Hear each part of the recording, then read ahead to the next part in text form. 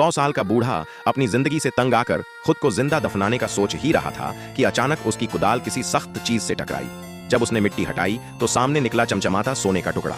उसकी आंखें हैरानी से फैल गईं और वह पागलों की तरह खोदने लगा। कुछ ही देर में जमीन से और भी सोना निकलने लगा।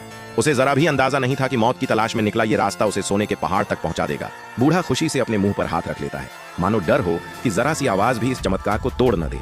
अब उसके बचे हुए जीवन में खाने पीने और जीने की कोई कमी नहीं रहेगी।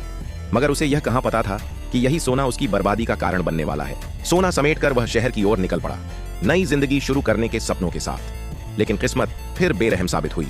रास्ते में उसे हारे हुए नाजी सैनिकों का एक दल रोक लेता है। जैसे ही उन्हें सोना दिखा, उनकी नजरें लालच से चमक उठीं। बूढ़े का दिल गुस्से से भर गया, मगर इतने सारे हथियारबंद सिपाहियों के सामने वह कुछ कर भी नहीं सका। पर सैनिक सिर्फ सोना छीन कर ही नहीं रुके, उन्होंने उसकी प्यारी कुत्तियां तक छीन ली। यह वार बूढ़े के दिल को चीर गया। गुस्से की आग में वह फट पड़ा। अभी जो सैनिक उस पर हंस रहे थे, अगले ही पल एक की खोपड़ी उसकी छुरी से आर पार हो गई। दूसरा सिपाही संभल भी नहीं पाया था कि बूढ़े ने उसके पेट में वार कर दिया। गोलियों की गड़गड़ाहट गूंजी, पर सैनिकों की अंधाधुंध फायरिंग ने अपने ही साथियों को ढेर कर दिया। कुछ ही पलों में पूरा दल मौत के घाट उतर चुका था, लेकिन खतरा अभी टला नहीं था।